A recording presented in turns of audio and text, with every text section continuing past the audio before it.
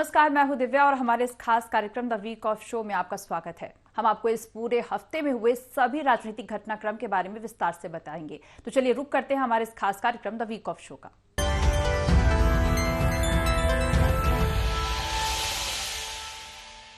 मध्य प्रदेश की सियासत के बारे में एक बात कही जाती है कि यहां सत्ता की चाबी आदिवासियों के हाथ होती है और इसकी वजह है मध्य प्रदेश की 20% आबादी आदिवासियों की है। विधानसभा की 47 और लोकसभा की 6 सीटें आदिवासियों के लिए आरक्षित हैं और इसी पर देखिए खास रिपोर्ट। मध्य प्रदेश की सियासत के बारे में एक बात कही जाती है कि यहाँ सत्ता की चाबी आदिवासियों के हाथ होती है। इसकी वजह है मध्य प्रदेश की 20% आबादी आदिवासियों का होना। विधानसभा की 47 और लोकसभा की 6 सीटें आदिवासियों के लिए आरक्षित हैं। मध्य प्रदेश विधानसभा की 47 सीटें आदिवासियों के लिए आरक्षित हैं। 47 में से 24 सीट भाजपा और 22 कांग्रेस को मिली हैं। एक सीट पर भारत आदिवासी पार्टी ने कब्जा जमाया है। वहीं लोकसभा क्षेत्र के लिहाज से देखें तो 29 में से 6 लोकसभा क्षेत्र अनुसूचित जनजाति वर्ग के लिए सुरक्षित हैं। आदिवासियों के लिए आरक्षित सीटों में लोकसभा में बराबरी का मुकाबला रहा। शहडोल और बैतूल में भाजपा तो धार, खरगोन और मंडला में कांग्रेस आगे रही। रतलाम लोकसभा क्षेत्र में भाजपा कांग्रेस के बीच बराबरी की स्थिति रही। भाजपा ने 11 फरवरी को प्रधानमंत्री नरेंद्र मोदी का झाबुआ में कार्यक्रम प्रस्तावित किया है, जो रतलाम संसदीय क्षेत्र में आता है। ये एक तरह से मध्य प्रदेश में भाजपा के लोकसभा चुनाव का शंखनाद होगा माना जा रहा है। इसके बाद भी लोकसभा चुनाव में भाजपा का सबसे अधिक फोकस आदिवासियों पर ही होगा। हालांकि भाजपा के नेता ये नहीं मानते।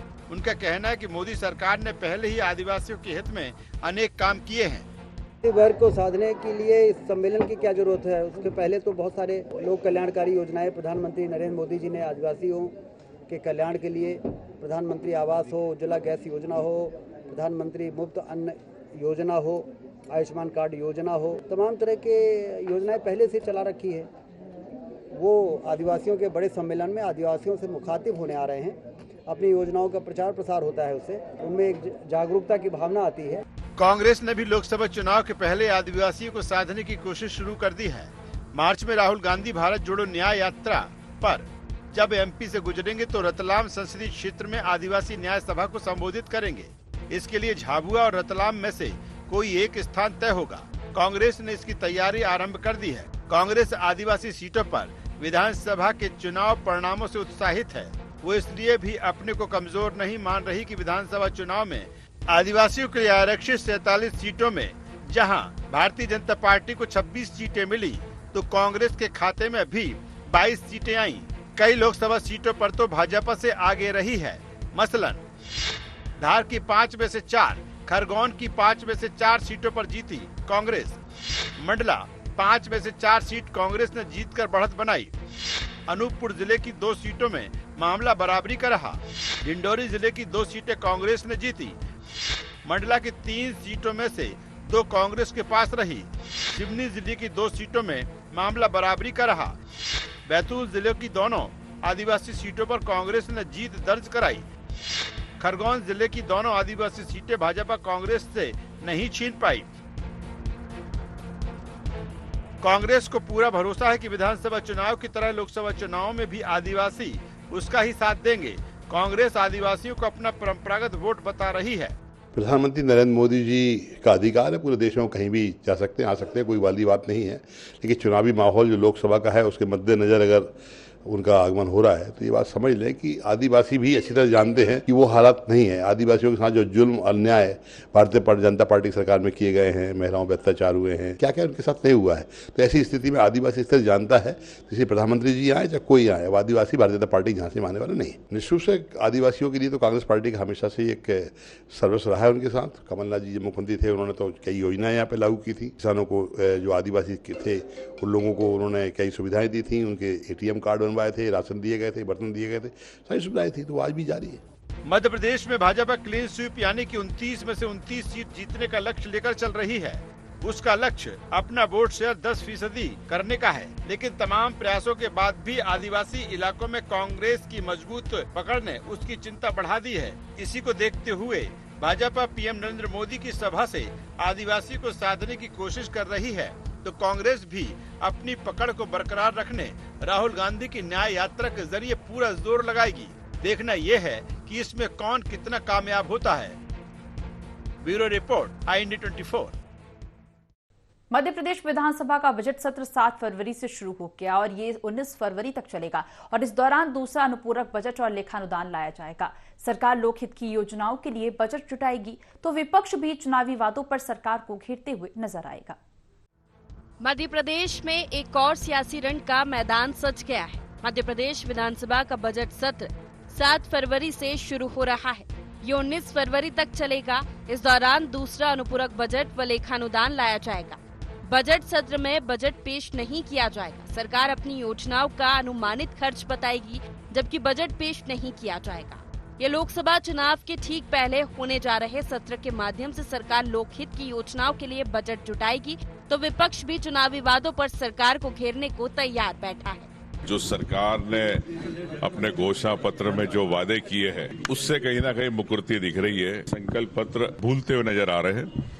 जिस प्रकार से लाडली बहनाओं को अपात्र घोषित करने में लगे हैं, 450 रुपए आप सिलेंडर के आप महिलाओं को जो आपने दिया वादा किया था वो नहीं किया। धान की खरीदी की आपने 3100 रुपए बोला, वो खरीदी नहीं हो रही। किसान परेशान है। तो सरकार की नीति और नियत दोनों गलत है।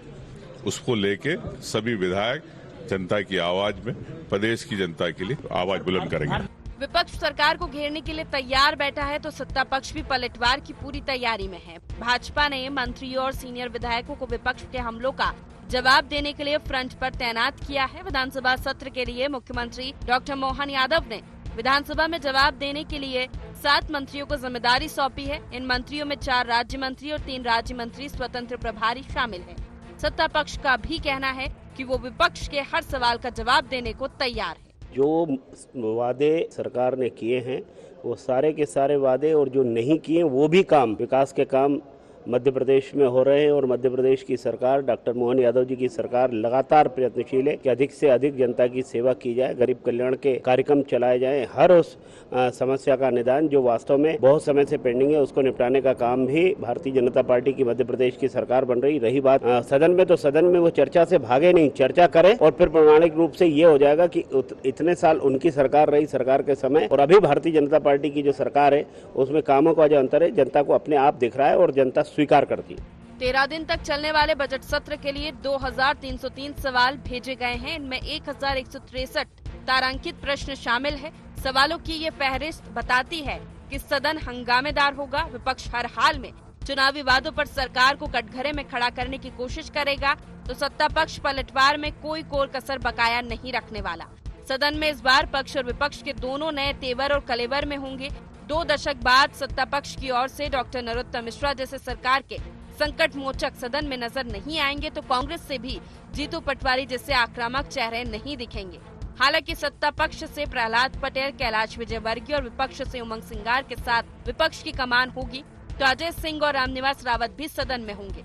इनकी मौजूदगी के बीच ये सत्र किस अंजाम तक पहुंचता है देखने लायक होगा। Bureau report, IND24।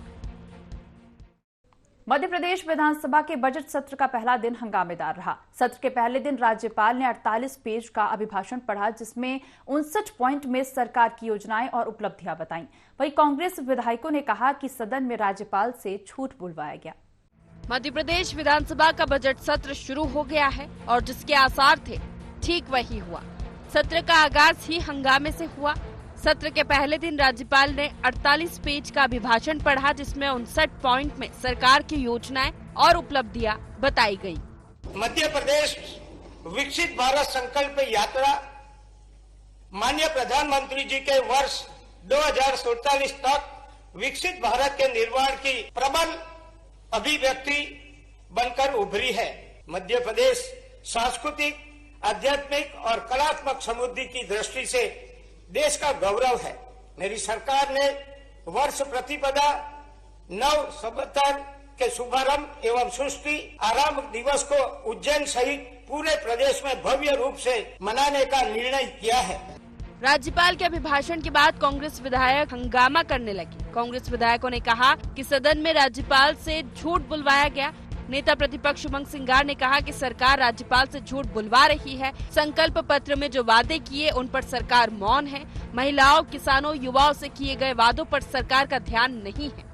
देखिए बात साफ है, राज्यपाल जी से झूठ बुलवाया जा रहा था और हम झूठ सुनने के लिए सदन में नहीं आए, जनता की आवाज बुलंद करने के लिए आए। युवाओं को ठगा गया है, किसानों को ठगा गया है, लाडलियों को चढ़ा गया है, बहनों को ठगा गया है और ये लाडली बहनों के साथ किसान, लाडली, बेरोजगार, धोखे की ये सरकार है, इसलिए आज हमने वॉकआउट करा है। राज्यपाल का अभिभाषण सरकार का प्रतिबिंब होता है। अगर गलत जानकारी प्रदेश को दे तो कांग्रेस पार्टी कभी बर्दाश्त नहीं करेगी। संकल्प पत्र में जो प्रमुख मुद्दे थे भारतीय जनता पार्टी के, चाहे धान खरीदी को लेके 3100 रुपए में, सरकार ने अभी तक नीति तय नहीं करी।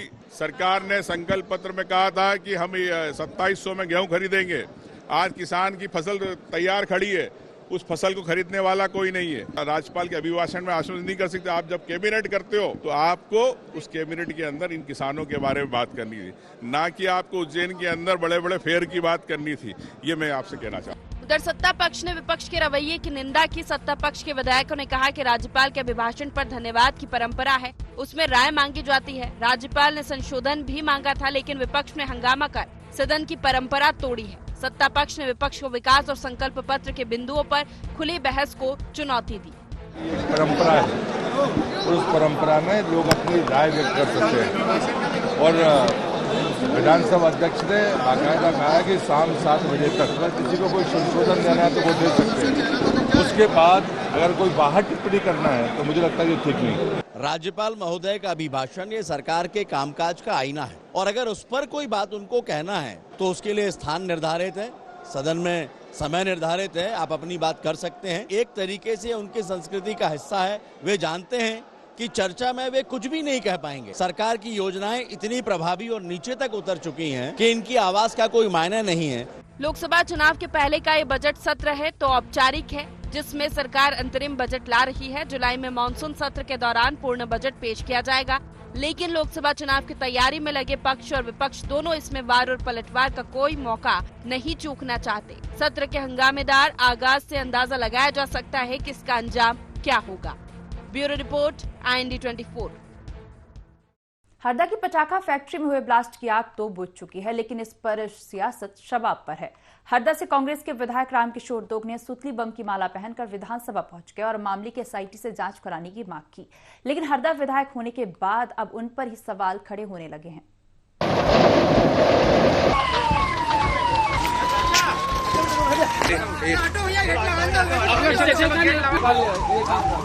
हरदा की पटाखा फैक्ट्री में हुए ब्लास्ट की आग तो बुझ चुकी है, लेकिन अब इस पर सियासत शबाब पर है। इसका एक नजारा है उसी हरदा से कांग्रेस के विधायक रामकिशोर दोगने, जो सुतली बम की माला पहनकर विधानसभा पहुंच गए। दोगने ने मामले की जांच SIT से कराने, पीड़ितों को मुआवजा देने की मांग की, तो पूर्व मंत्री कमल पटेल पर फैक्ट्री मालिक को संरक्षण देने के आरोप भी लगाए। अपने ऊपर भी लगे फैक्ट्री मालिक को राजनीतिक संरक्षण देने के आरोप पर दोगने ने कहा कि फैक्ट्री मालिक को अगर उनका संरक्षण था तो उन्हें फांसी होनी चाहिए, बशर्ते जो वहां मंत्री था उसे भी फांसी होनी चाहिए। हमारी 3 मांगे हैं, न्यायिक जांच हो, उनको प्रॉपर मुआवजा मिले और जो अधिकारी इन्वॉल्व है उनके विरुद्ध आपराधिक प्रकरण पंजीबद्ध हो। देखिए, वही दुर्भाग्य है कि भाजपा अपने आप को बचाने के लिए या कमल पटेल या मंत्री अपने आप को बचाने के लिए मेरे ऊपर आरोप लगा रहे हैं। मेरे को 2 महीने हुए विधायक बने हुए, इसके पहले तो कमल पटेल ही थे ना मंत्री और विधायक थे। वो जवाब देना कि क्यों चल रहा था। देखो, पीड़ितों को मुआवजे के लिए हमने 1 करोड़ रुपए मरने वालों के लिए मांगे हैं, जो ज्यादा घायल है उनके लिए 10 लाख रुपए, जो कम घायल है उनके लिए 5 लाख रुपए, जिनके हाथ पैर चलेगा उनको कम से कम 10 लाख रुपए दिया जाना चाहिए, जिससे वो अपना जीवन यापन कर सके। दोगने की इस हरकत के बाद अब सवाल ये उठता है कि रामकिशोर दोगने हरदा से विधायक हैं, लेकिन वे भी हादसे के बाद ही क्यों जागे? इससे पहले क्या दोगने ने इस विषय पर कभी आवाज उठाई? क्या दोगने को हादसे के बाद ही इस फैक्ट्री के बारे में मालूम हुआ? अगर पता था तो इतने दिनों तक दोगने ने क्यों कुछ नहीं किया? अब विधानसभा में सुतली बम की माला सियासी मजबूरी है या कुछ और? सुतली बम की माला पहनना दिखावा, वास्तविकता, या ये भी सिर्फ सियासी नौटंकी है? इन्हीं सवालों के साथ विपक्ष न केवल दोगने बल्कि कांग्रेस को सवालों के कटघरे में खड़ा कर रहा है। दोगने की इस हरकत को सदन की मर्यादा के विपरीत भी बताया जा रहा है। कांग्रेस इस मुद्दे के लिए इतने हल्के में ले रही है, मजाक बना रही है। मैं समझता हूँ ये गलत है। कांग्रेस के नेताओं को, उनके वरिष्ठ नेताओं को उन्हें समझाना चाहिए कि इतने संवेदनशील मुद्दा जिस पर पूरे प्रदेश के लिए दुख है, हम सबके लिए दुख जो घटना हुई है उसकी जांच चल रही है और दोषियों के साथ सख्त कार्रवाई की जाएगी। इस प्रकार का व्यवहार अशोभनीय है। हरदा कांड के तत्काल बाद सीएम डॉक्टर मोहन यादव ने मंत्री उदय प्रताप सिंह को सरकारी हेलीकॉप्टर से मौके पर भेजा था। राहत एवं बचाव कार्य में पूरी सरकारी मशीनरी लगा दी गई थी। हरदा से लेकर इंदौर, भोपाल तक के सारे अस्पताल रिजर्व कर दिए गए। हरदा से भोपाल तक ग्रीन कॉरिडोर बनाया गया। मामले की जांच के लिए हाई लेवल कमेटी गठित की गई। हरदा के एसपी और कलेक्टर हटा दिए गए। फैक्ट्री संचालक गिरफ्तार कर लिए गए। सीएम डॉक्टर मोहन यादव ने फिर सदन में कहा कि आरोपी कोई भी हो बचेगा नहीं। उन्हें ऐसी सजा दी जाएगी कि भविष्य में कोई ऐसी लापरवाही करने की सोचेगा भी नहीं। यद्यपि दुख है कि ये घटना जैसी हुई है ये होना नहीं चाहिए। अगर किसी की गलती होगी इसलिए एसपी कलेक्टर को भी हमने वहां से हटाया और एक जांच टीम का गठन किया है कि अगर किसी की गलती किसी स्तर की भी होगी हमको उसको छोड़ेंगे नहीं और निश्चित रूप से उसको दंड देंगे। और आने वाले समय में घटना दोबारा ना हो पाए इसके प्रबंधन भी कर रहे हैं। एयर एम्बुलेंस लाने का भी हमने प्लान किया है कि हर हालत में हर मरीज को जहां जिसकी जरूरत पड़ेगी सरकार वहां सहायता करते दिखाई देना चाहिए। किसी भी हालत में दोषियों को बर्दाश्त नहीं करेंगे। इसलिए विपक्ष ने स्थगन लाए तो हमने तुरंत स्वीकृति दी। और रही बात जांच को लेकर के तो निश्चित रूप से जांच निष्पक्ष होगी और पूर्णतया सबके गले उतरेगी और कार्रवाई भी उसी प्रकार से होगी। लेकिन सियासत कहां कोई मौका चूकती है। विपक्ष सरकार के इन कदमों के बाद भी संतुष्ट नहीं है।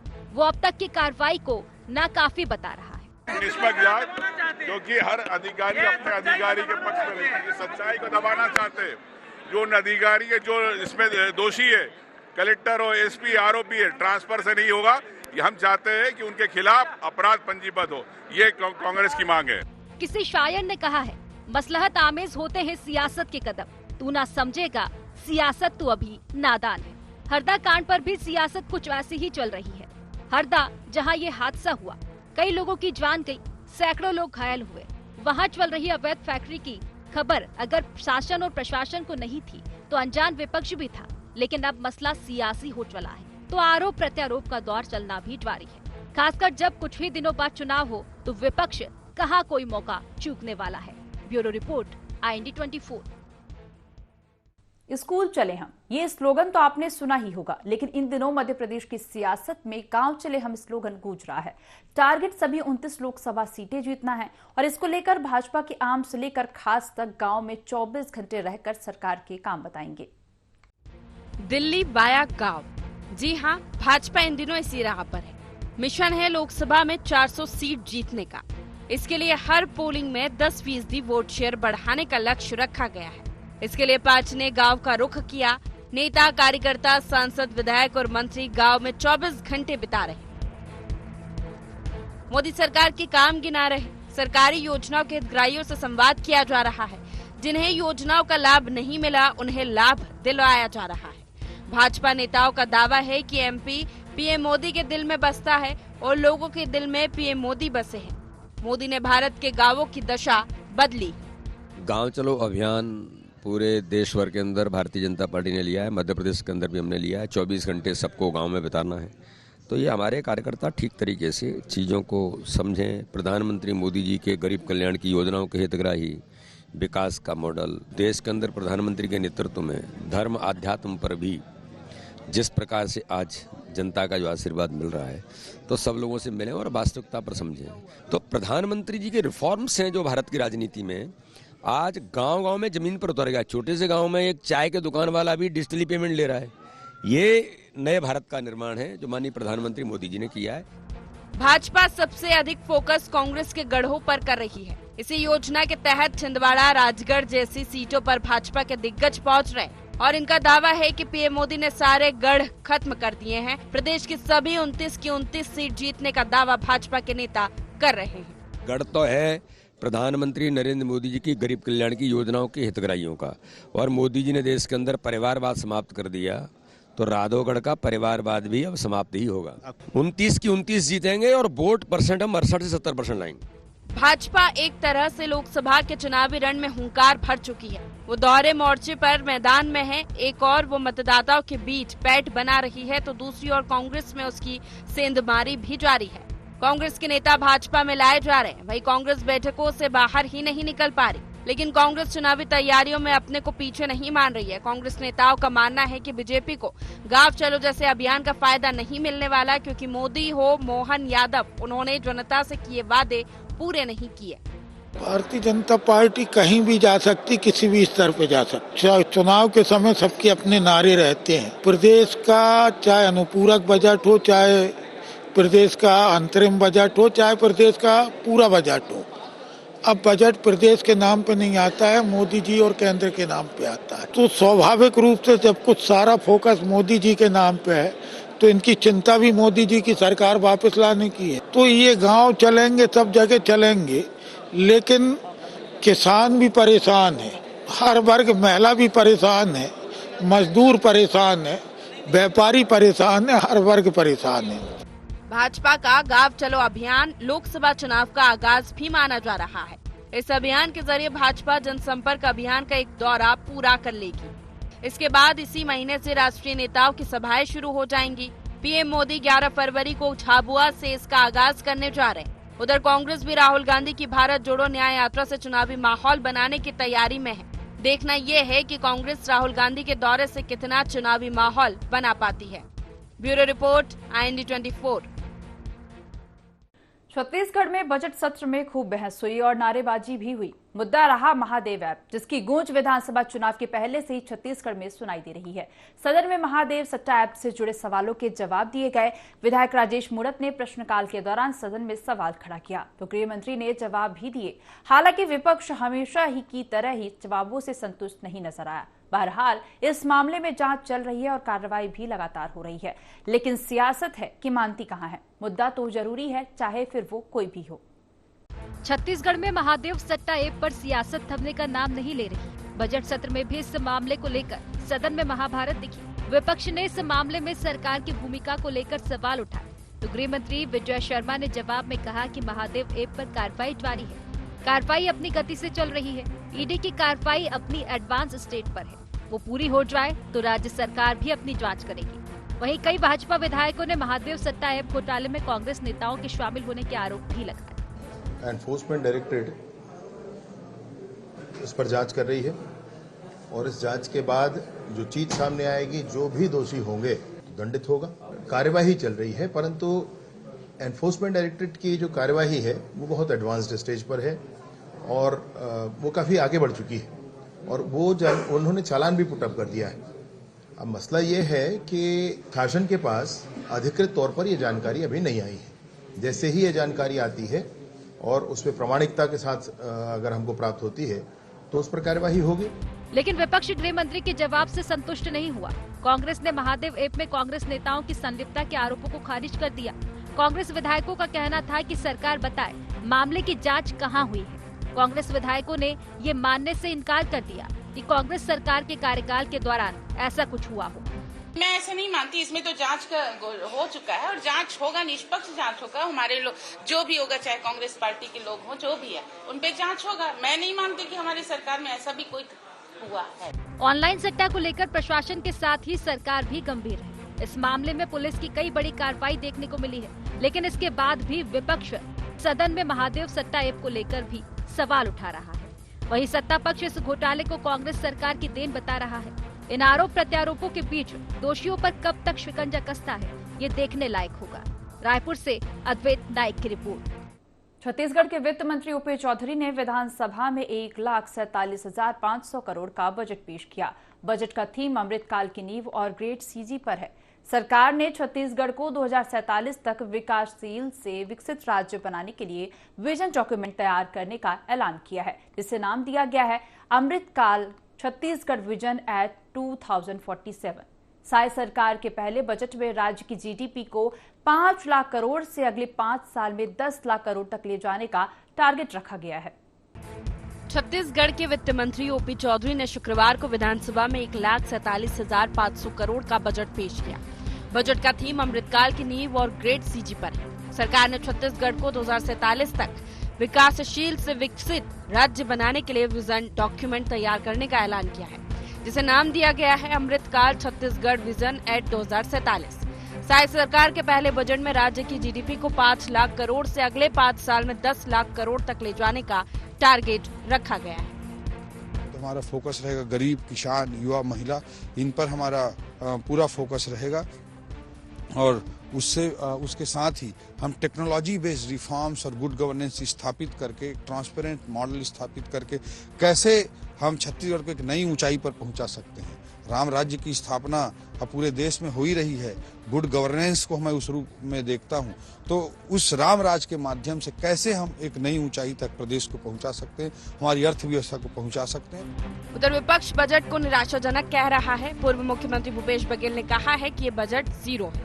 बजट में प्रदेश के विकास के लिए कोई विजन नहीं है। बजट में सरकार ने जुबानी जमा खर्च के अलावा कुछ भी नहीं दिया।